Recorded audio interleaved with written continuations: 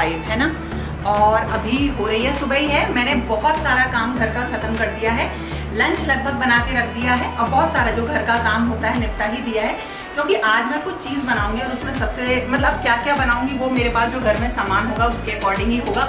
बहुत गर्मी है, देखो पसीने आ रहे हैं। अब देखो जैसे नमकीन खत्म हो गई है, शानू कल मार्केट से लेकर आया, तो कुछ नमकीन बनानी है और कुछ हल्का सा कुछ मीठा बनाना है, बहुत ज़्यादा स्वीट नहीं, कुछ हल्की फुल्की सी चीज़ जो बच्चों को पसंद हो।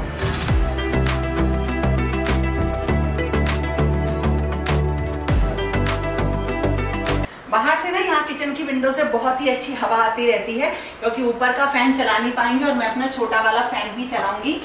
तो मैंने ना गाय का दूध मंगाया है जिससे कि छेना बनेगा, और उस छेने की मैं बनाऊंगी या तो रसमलाई, या आप समझ लीजिए छोटी वाली जो दूध पकौड़ी होती है, मतलब रसमलाई का छोटा सा वर्जन होता है, वो छोटी रसमलाई होती है। तो ये सब चीज कैसे बनेंगी, क्या इनकी टिप्स रहती हैं, क्योंकि अक्सर आपके कॉमेंट मेरे पास आते हैं कि वो सही नहीं बन पाती हैं, अच्छी नहीं बन पाती हैं। तो बहुत आसान है उन्हें बनाना, बस थोड़ी सी चीज़ों का ध्यान रखना पड़ता है। तो चलो वो सारी चीज़ें बनाऊंगी और साथ में नमकीन भी बनेगी, तो ये सारे काम ना साथ के साथ होते रहेंगे। लंच में बना के रख दी है देखो दाल, और बना के रख दी है भिंडी की सब्जी, दोनों चीज़ें बन गई हैं। ये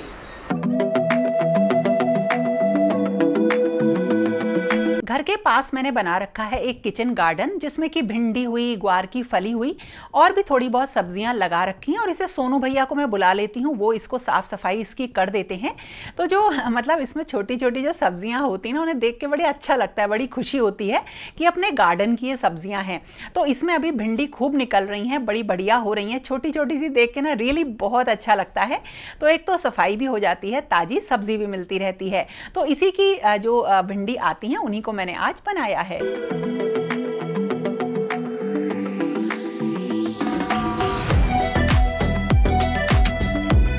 ये लिया है 2 लीटर गाय का दूध, इसको बॉईल होने के लिए रख दिया है, क्योंकि इसका ना हमें पनीर बनाना है, मतलब पनीर का छेना बनाना रहता है।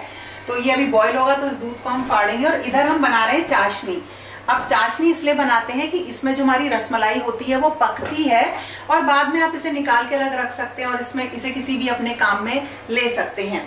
तो दूध का छेना बनाएंगे और गाय का दूध ही हम लेंगे, और इसके साथ हम कुछ दूध जो गाढ़ा होने के लिए और रख देंगे यहाँ पे, जिससे कि मतलब वो जो रसमलाई का एक रबड़ी सी बनाते हैं ना, रबड़ी तो नहीं होती, पतला दूध होता है, तो दूध थोड़ा सा हमें गाढ़ा करना होता है, तो वो अभी मैं रख दूंगी। तो ये 3 चीजें हमें बनानी है, छेना, चाशनी और गाढ़ा दूध। इनका भी मैं आपको पूरा मेजरमेंट बता देती हूँ। सबसे पहले तो मैंने ना चाशनी बनाने रख दी है, तो जितना आपका दूध होता है उतनी ही आपको चीनी लेनी रहती है।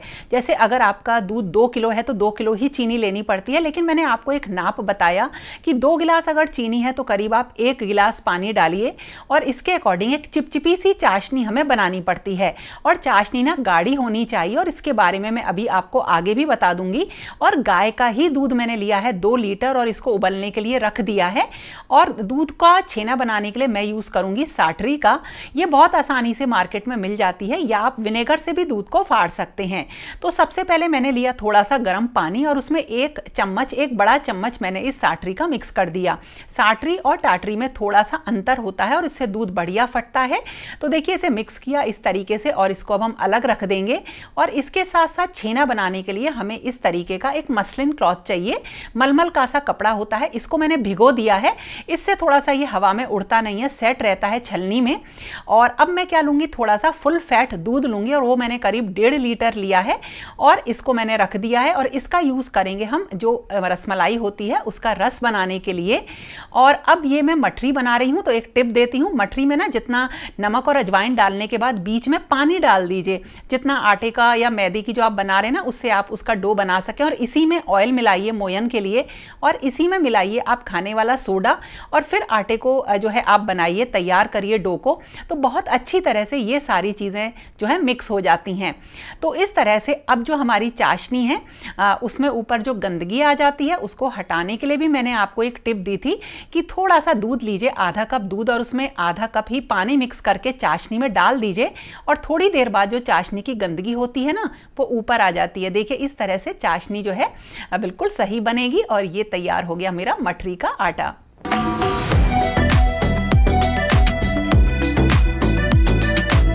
और जो हमने फुल फैट दूध रखा था गाढ़ा होने के लिए, उसमें थोड़ी सी केसर डाल दी ताकि उसका कलर अच्छा सा आ जाए।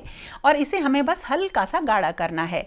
और इसी के साथ साथ जो हमने दूसरा गाय का दूध रखा है, जैसे ही वो बॉयल हो जाएगा गैस बंद कर देंगे और इसे ठंडा होने के लिए रख देंगे। और ठंडा करने के बाद हम इस मतलब ठंडे का मतलब आप 5 मिनट के लिए इसे रख दीजिए। और जो हमने साटरी का पानी बनाया था उसमें करीब 1 गिलास पानी और मिला दीजिए और थोड़ा थोड़ा करके इसके किनारे इस तरह से डालिए। किनारे डालने के बाद 1 मिनट का रेस्ट दीजिए, फिर इसे एक बार चलाइए और फिर दोबारा से इसमें चारों तरफ इस तरह से साटरी का पानी डालिए। तो ये धीरे धीरे करके आप पूरा 1 गिलास पानी इसमें डाल दीजिए और देखिएगा ये बहुत ही आराम से फट जाता है और जो इसका हरा हरा सा पानी है वो एक तरफ हो जाता है। और जो इसका छेना है उसे देखिए कितना मुलायम है और कितना फटा हुआ सा है, बिल्कुल मुलायम, बिल्कुल क्रीम की तरह से है। इससे जो है हमारी रसमलाई बहुत ही बढ़िया बनने वाली है। और अब हम जो हमारा दूध फटा हुआ है उसको हम छान लेंगे और छानना है हमें, और उसके बाद थोड़ा सा पानी डाल के हमें इसको धो भी लेना है। ये छेना बनाने की बिल्कुल परफेक्ट तरीका है। आप इसी तरीके से छेना बनाइए और इसकी इस पोटली सी को हमें टांग के रख देना है और इसका जितना भी पानी है उसे हमें निकाल देना है। इसमें बिल्कुल भी पानी नहीं होना चाहिए, तो थोड़ा सा हाथ से दबाकर आप इसका सारा पानी निकाल दीजिए। तो इसमें मॉइस्चर तो रहेगा लेकिन पानी बिल्कुल भी नहीं रहेगा। और जितनी देर ये लटका रहता है ना, वो मतलब जब बीच बीच में क्या होता है मैं थोड़ा सा रेस्ट लेती रहती हूँ। और इस तरह से हमारी चाशनी भी बन रही है। और अब जो ये पोटली थी करीब आधा 1 घंटे बाद देखिए बिल्कुल इस तरीके से ड्राई हो गया है। मतलब ये जो छेना है ये सूखा नहीं है, लेकिन इसका पानी धीरे धीरे हाथ से दबा के या रख के निकाल देना है। अब मैं आपको छेना दिखाती हूँ ये कितना सॉफ्ट है। वैसे तो जो छेना बनता है भैंस के दूध का वो बहुत टाइट बनता है, लेकिन देखिए ये कितना मुलायम है, बिल्कुल मुलायम छेना है। इसमें खूब मॉइस्चर तो है लेकिन पानी नहीं है। देखिए इस तरीके से मुलायम होता है और ये इस वक्त ना हल्का सा गर्म होता है। तो इसे ठंडा नहीं होने देना है, क्योंकि ठंडा होने पे बिना मसले ठंडा नहीं होने देना है, नहीं तो ठंडा होने पे ये जो है बिल्कुल टाइट हो जाता है, गाढ़ा हो जाता है। और इसे हाथों से अच्छी तरह से करीब आपको 7 से 8 मिनट तक अच्छी तरीके से मसलना है ताकि ये बिल्कुल स्मूथ हो जाए। और इसमें कुछ भी हमने मिक्स नहीं किया है। और जब ये स्मूथ हो जाएगा तो अब हम इसको रख देंगे देखिए फ्रिज में, और बस हमारा छेना रेडी है। और जो दूध हमने गाढ़ा होने के लिए रखा था उसमें डालेंगे आधा कप चीनी। और देखिए काफ़ी ज़्यादा गाढ़ा नहीं होना चाहिए, रसमलाई का जो रस होता है वो पतला ही होता है। तो इस तरह से देखिए ये तैयार हो गया और अब मैं इसको भी फ्रिज में रख दूंगी। और अब मैं कर रही हूँ अपना वीडियो एक्सपोर्ट, और जो हमने छेना बनाया था वो फ्रिज में रखा है। और आप ना जैसे अगर किसी और काम में बिजी हैं तो इस तरह से छेने को बिल्कुल बढ़िया तरह से मसल कर फ्रिज में रख देते हैं। और अगर ये गाय के दूध का छेना है तो हमें इसमें कुछ भी मिलाने की ज़रूरत नहीं होती है, क्योंकि वैसे ही बहुत ही जैसे कहते हैं ना मुलायम होता है। इसे बाइंडिंग देने के लिए हमें कुछ नहीं मिलाना। अब आपने फ्रिज में रख दिया है उसे, अब आप थोड़े से बिजी हैं तो काम कर लीजिए और कुछ वो बिल्कुल भी खराब नहीं होगा। और आप 2-3 घंटे आराम से उसे फ्रिज में रखे रहने दीजिए, उसका कुछ भी नहीं बिगड़ेगा, बिल्कुल बढ़िया जो है रसमलाई बनेगी। और इसके साथ साथ फ्रिज में रखने का रीज़न ये है कि जब उसके हम गोले बनाएंगे, मतलब रसमलाई की शेप बनाएंगे, तो वो बिल्कुल भी हाथों में नहीं चिपकता है। तो अब ये वीडियो आप लोगों तक जाएगा आज का, और फिर इसी तरीके से काम होता है। साथ के साथ मैं काम भी करती रहती हूँ, अपने वीडियोस के ऊपर भी काम करती रहती हूँ। तो यही लाइफ है मेरी, दोनों चीज़ें जो हैं साथ साथ चलती हैं। ये काजू की शेप वाली मठरी मैंने आपको बनानी सिखाई है, इसलिए इसकी रेसिपी शेयर नहीं करी है। ये मैंने आटे से बनाई है, मैदा से नहीं बनाई है। इसका मसाला ना बहुत ही टेस्टी लगता है जब इसके ऊपर हम छिड़क देते हैं, और ये बहुत ही बढ़िया लगती है खाने में।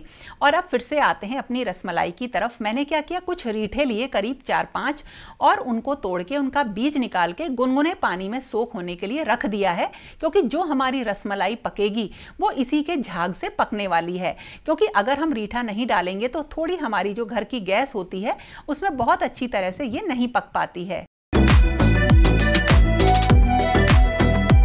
ये है जो फ्रिज में रखा था हमने, अब इससे हम रसमलाई बनाएंगे। और ये देखो बिल्कुल बढ़िया हो गया है इस वक्त, ये हाथ पे ना चिपकेगा नहीं। और अब इसकी रसमलाई की शेप की हम बॉल्स बनाएंगे। तो इस तरह से देखिए एक गोली लेंगे, इसको हाथ से इस तरह से करेंगे। देखिए इतना बड़ा साइज लिया है, हाथ से इस तरीके से करेंगे, बिल्कुल इसमें कहीं दरार ना हो, इस तरीके से और फिर थोड़ा सा इसको दबाएंगे। तो ऐसे ही सारी बना लेंगे, सब बराबर लोई तोड़ के हम इसी तरीके से बना लेते हैं।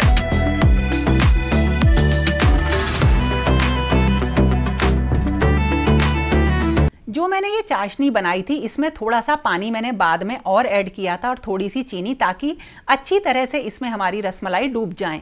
तो आपको ये चिपचिपी चाशनी इतनी बनानी है कि आपकी रसमलाई इसमें पक सके और वो पूरी अच्छी तरीके से इसमें डूब जाए।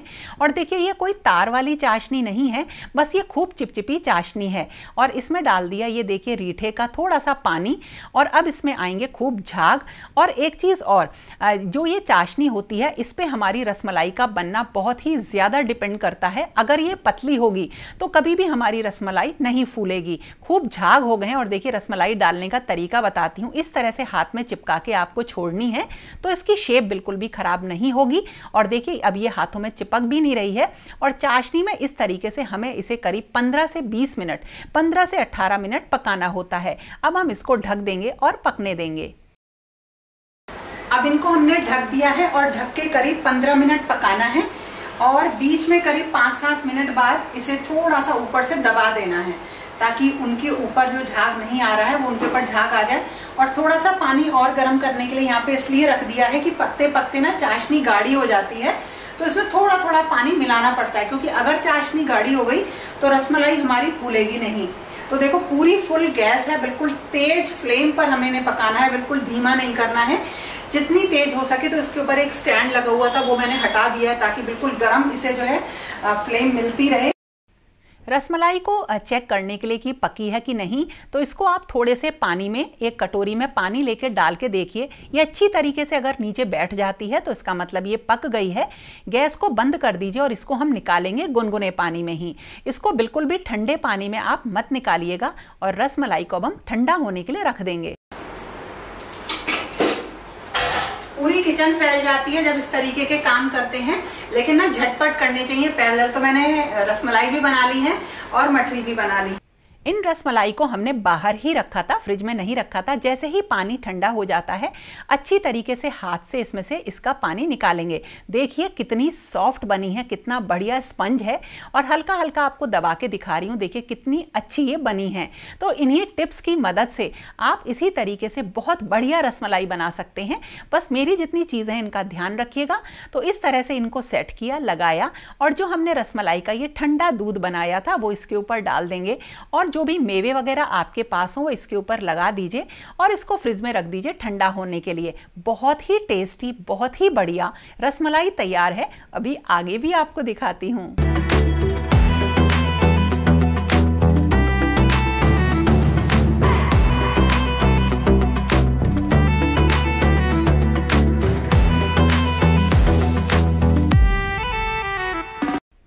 और जब ये रसमलाई ठंडी हो जाएंगी तब हम इनको सर्व करेंगे।